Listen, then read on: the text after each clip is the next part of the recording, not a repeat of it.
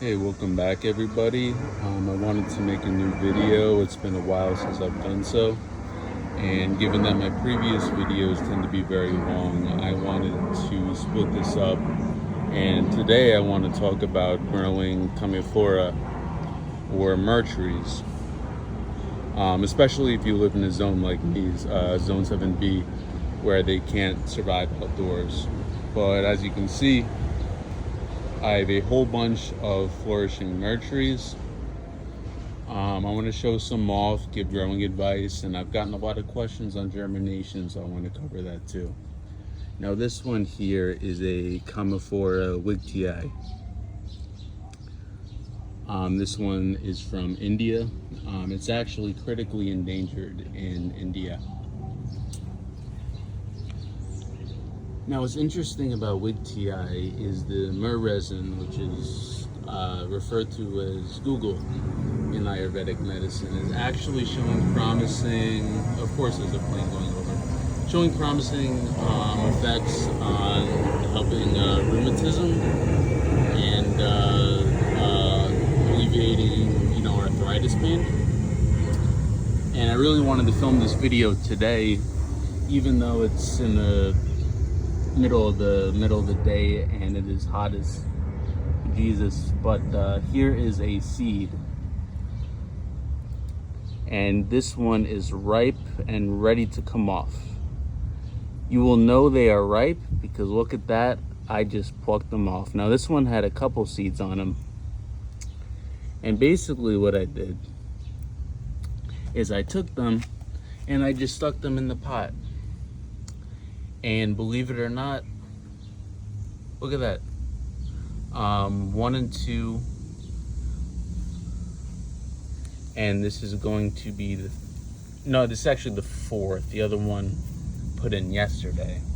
When you germinate Commiphora, you'll notice there's a term for this that I don't know. But they tend to germinate, there's like a main one, and then I have these little secondary little plants coming out. And sometimes you even get a third. I notice the secondary ones tend to not grow as big. Really depends, but yeah. So this is Commiphora wigtii. Moving on to another one, which is really cool.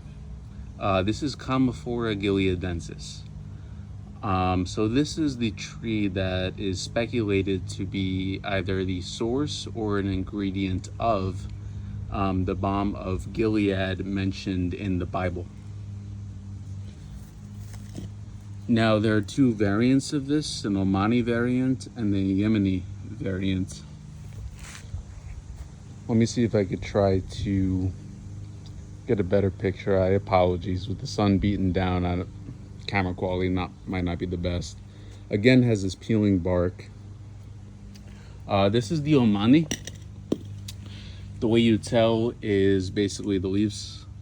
Omani has larger leaves, but they are the same plant, just slightly different phenotypically, depending on the region. Now, next one. This is a Commiphora subspecies, quote unquote, Yemen, from the Al Hudaida governorate region. If I said that right, let me know. If I didn't, you could correct me. This is actually a seedling, less than a year old, I got from Sacred Grove on eBay. They've got some really cool stuff.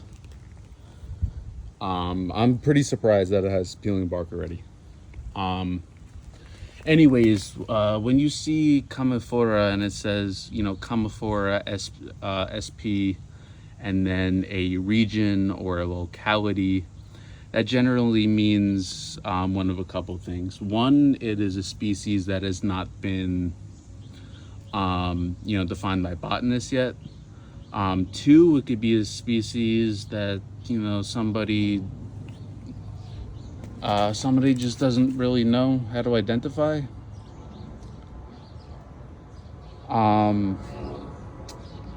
So to give the most, accurate thing, sometimes people will be like, Commiphora found north of so-and-so river in this country, to give a precise location.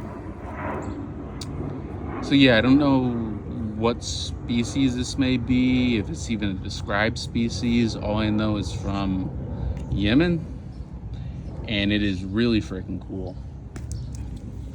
Now moving on, here is a Commiphora humberti. I now have 2 of these. I have one I'll show in a minute.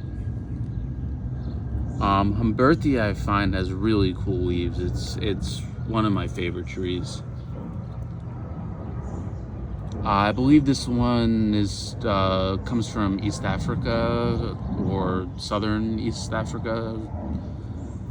Not entirely sure. It does not really have peeling bark, but still a cool trunk nonetheless. Actually, I see a little bit of peeling, but not like the other ones. Yeah, this is one of my favorite species, and they can grow very, very tree-like, very fast, and I like growing my plants big. Now, before I show the others, I want to talk about germinating Commiphora seeds or Commiphora seeds. They can be very difficult. You want to find a good seed supply, fresh seeds. But anyways, Commiphora tends to have a very thick shell coat, and the thickness of the shell coat depends on the species. These are a bucket of Commiphora neglecta.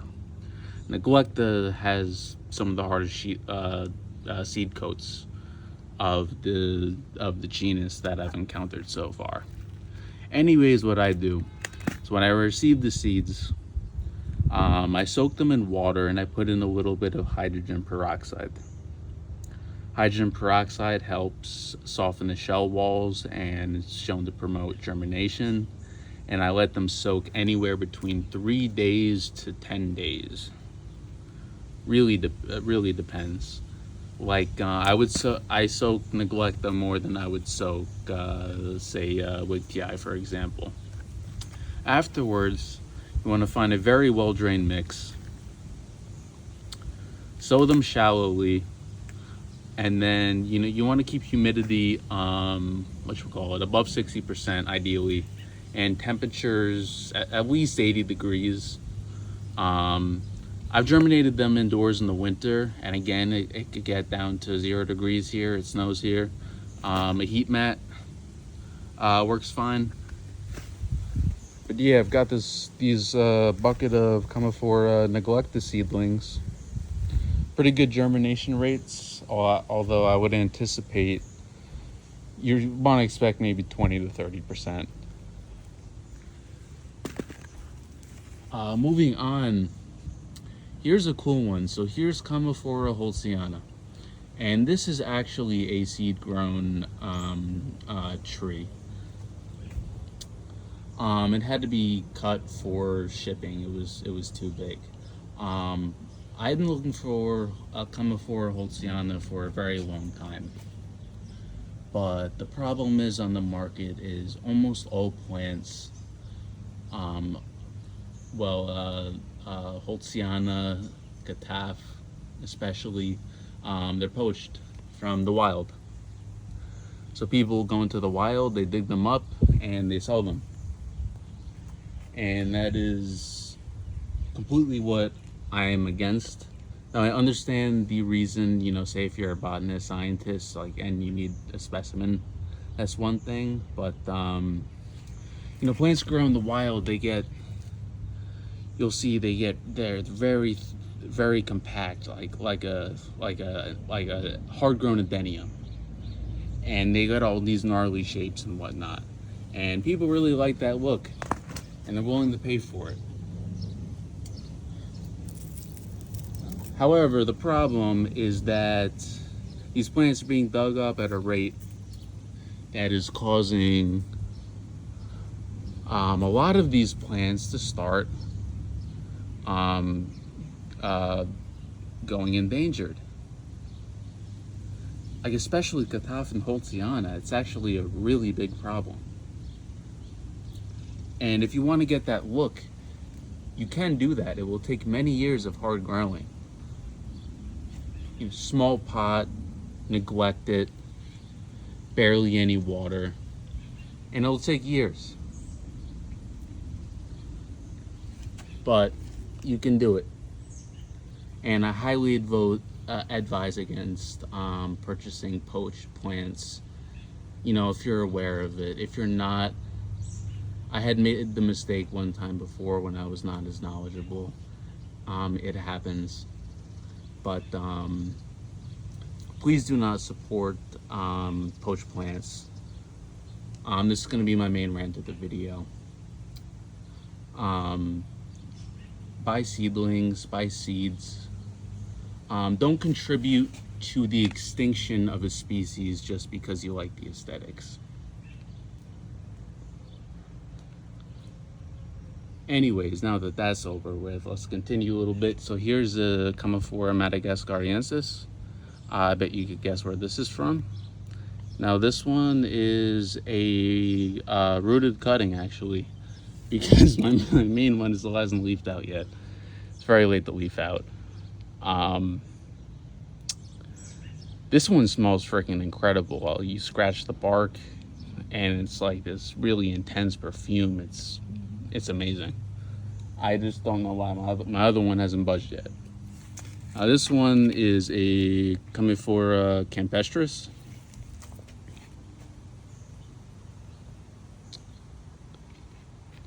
Very cool one too. And then going around, I mean, those are the main ones, but I also have, another Wigtia, Wigtii, Gileadensis, Wigtii, Humberti, another Wigtii, and I have a couple more in the back that video's gonna take too long. Anyways, soil mix, keep it easy.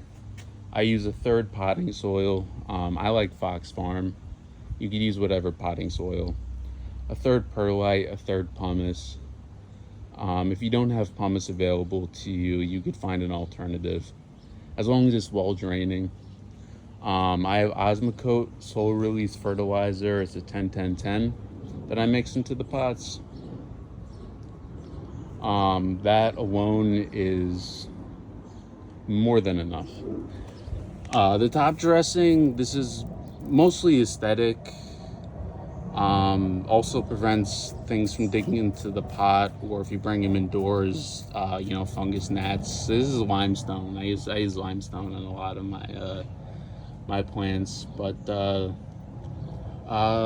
Commiphora tend to be very easy. Now, during the growing season, they grow incredibly fast. Like really freaking fast, especially if they're a bit older, like these guys. It's actually kind of insane. But when they start going dormant, protect them from frost. If you need to, like me, I bring mine indoors, and you can neglect them for very long periods of time. I water them maybe once a month if I remember. I actually did an experiment. I had a small Wigtii. I didn't water it for like 3-4 months when it was dormant. It was fine. I think it set back its growth a little bit, but it was fine. Very easy to take care of. Wigtii is probably the easiest, in my opinion, to grow. And I don't know, I have a special love for Wigtii. And that about sums it up. If anyone has any additional questions, message me in the comments. I will give as much information as I can. Now, I had more Commiphoras, but I sold a lot of them, like my Africana, RIP, but went to a very good home. Yeah, that's about it. And I'm gonna make a few more videos soon. Maybe one for Boswellia, one for Bursera, and then one for all the other oddities that I have. But anyways, peace.